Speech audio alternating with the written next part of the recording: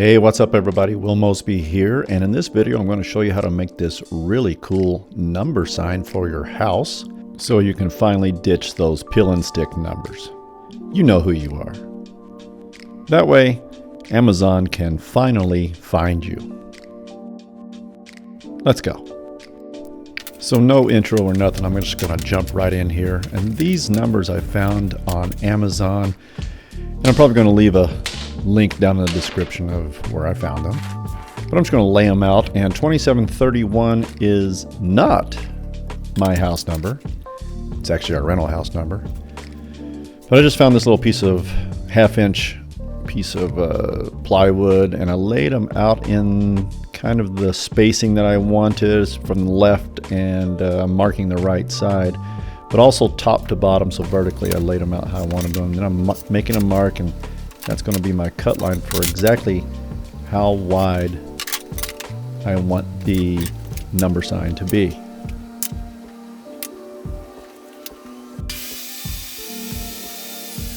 So now that I have the base piece cut, I already drew a guideline that marks the center of the board.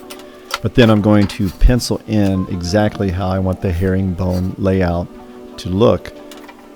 So for the herringbone boards, I'm using a 1/4 inch by 2 inch poplar project boards.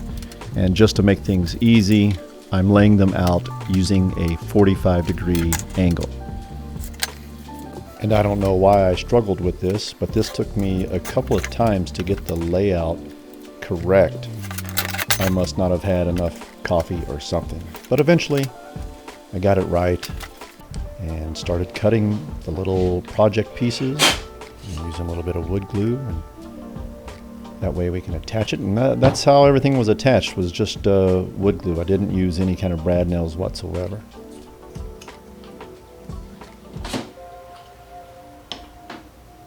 And here's a good view of the herringbone layout in pencil. The key is getting that first piece in position correctly, then lay the second piece on so that the middle of that board lines up on the center line.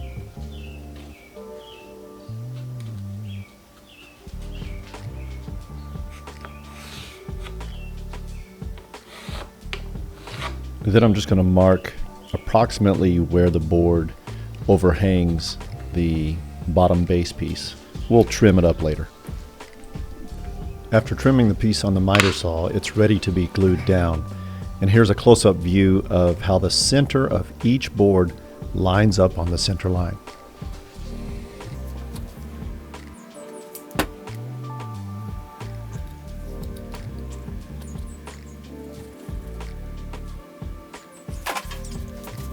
So now I'm just going to throw down a test piece just to make sure the length is good and it's in place, and yeah, that's going to work. So now I'm just going to take that over to the miter saw and cut about 64 of these. No, that's actually not 64, it's just a few of them. So I can start gluing them down on the left and the right. So once you get your first two in place, from here, it's pretty easy. Slap your glue on, and you've got all your pieces there. So now we're just going to go to town and start making the herringbone pattern. And don't worry about what's hanging over the edge. We're going to trim all of that off here in just a little bit.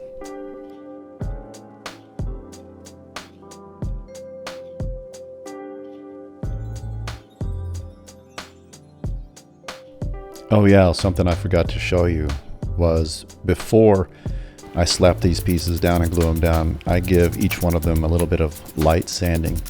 They don't come off of the miter saw, absolutely perfect. So it's a good idea just to touch them up just a little bit before gluing them down.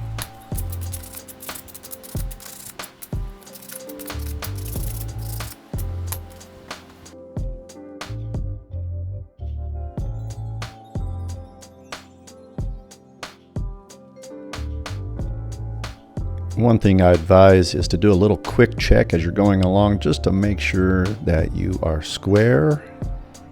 And of course I am. And then we can move right along. Yeah, I never build anything that's not square.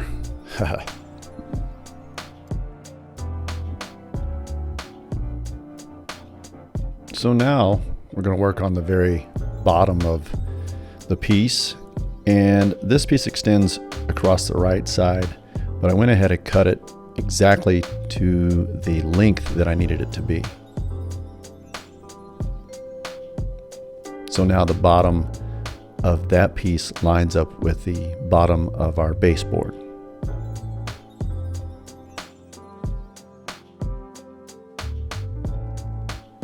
And I'm going to do the exact same thing with this piece. So I already measured it, found out exactly what length I needed, took it over to the miter saw, cut it, and put our glue on, and going to put this right in place to where it is flush with the bottom of the baseboard.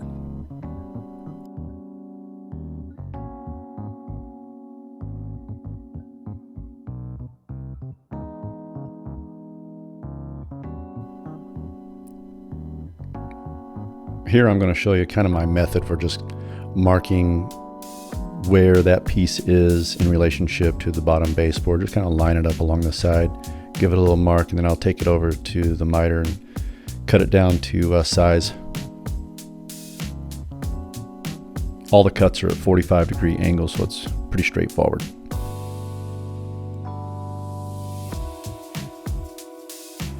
And then all I have is this little piece at the bottom and a couple pieces at the top, so it's kind of like a jigsaw puzzle. You're just trying to find pieces that fit. I had a bunch of them just kind of laying around, and just finding ones that work out and slapping them in place, and then we'll go around and we'll trim all that excess off here in just a little bit.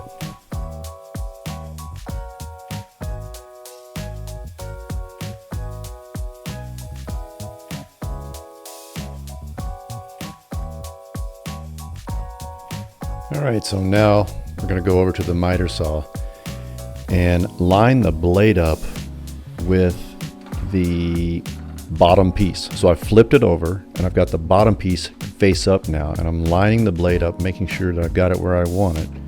And then you're going to go very slow making your cut. Otherwise, you're going to throw pieces off of there. So I would just cut just a little bit at a time and really take your time cutting off the end. And I can't believe I didn't show this or record it, but there's what the finished piece looks like, and I'm going to show you how I got to there. I'm going to take another piece of 1/2-inch ply and set it along the fence of the table saw and along the blade, and then come back by with that piece, and it's going to chip off and knock off all the rest. So there's our piece. I'm going to set it to exactly touching the blade where I want it to go, because I'm going to end up cutting that piece right there. But I'm going to have our piece that we're working with, that we're making, it's going to go up against the smaller piece and knock off our chips. There it is, just like that. So I push it through and it will saw off those, leaving a straight edge. That was a lot to get through. And then just sand it down, make it all nicey along the sides. And since this is going to sit out in the elements, I'm using Thompson's water seal, and this is Harvest Gold.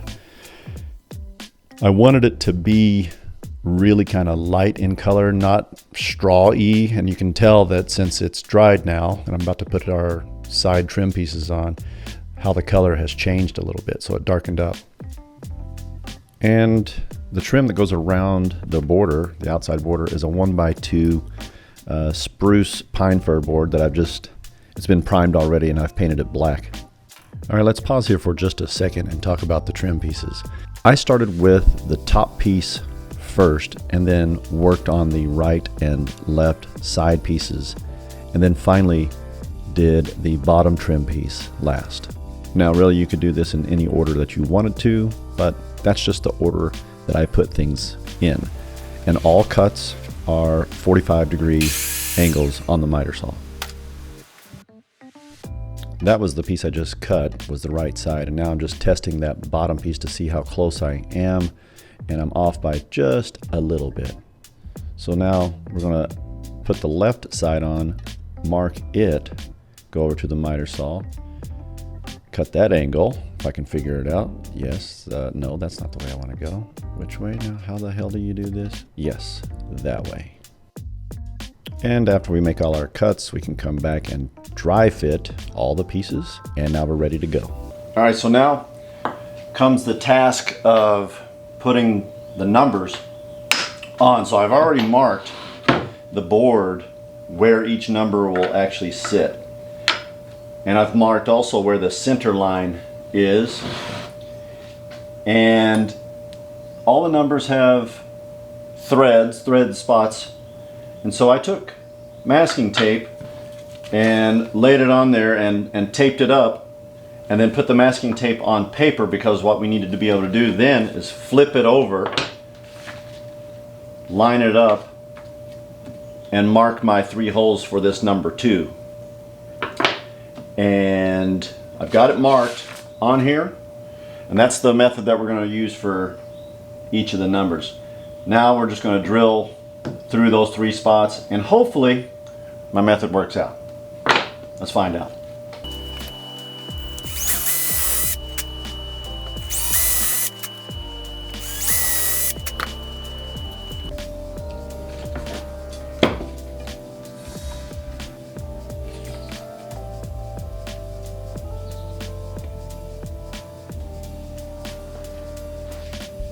So the method that I found out that worked the best was to go ahead and attach the screws into the number and position the number where you want it to go.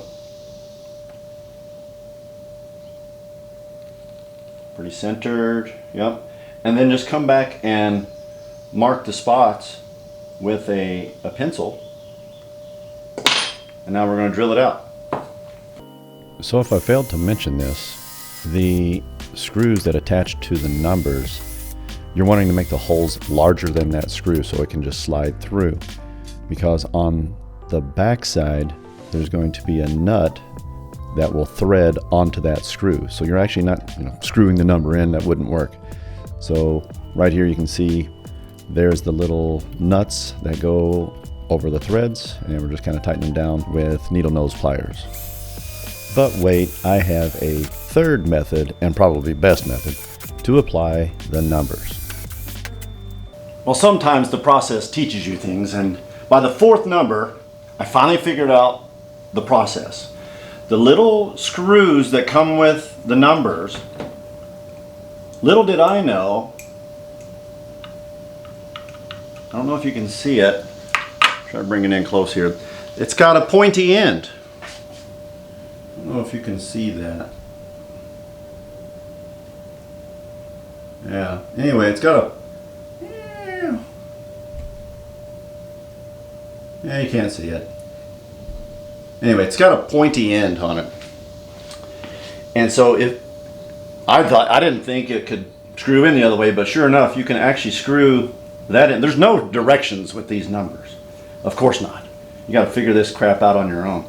But now we have a pointy end, come in, line it up, get it exactly where I want it, make sure we're dead on, and give it a little tap, and a little tap. There's my marks. Perfect.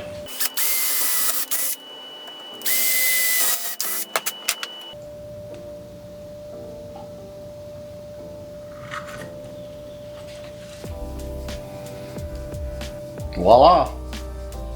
And now that the numbers are attached, we can put our trim pieces on, top, bottom, left and right.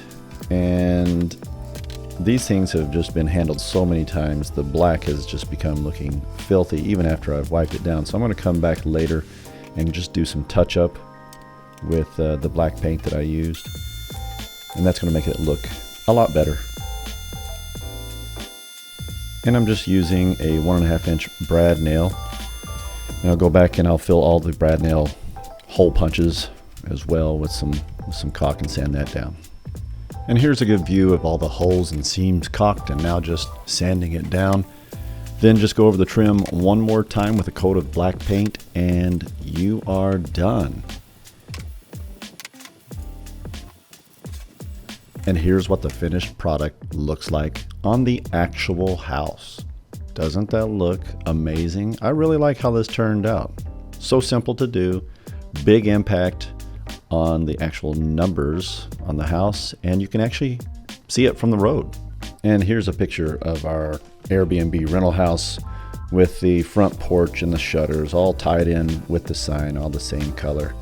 And doesn't that look marvelous? So hope you enjoyed the video. Have fun making your own house number sign and let me know how it turns out. And I will see you in the next video.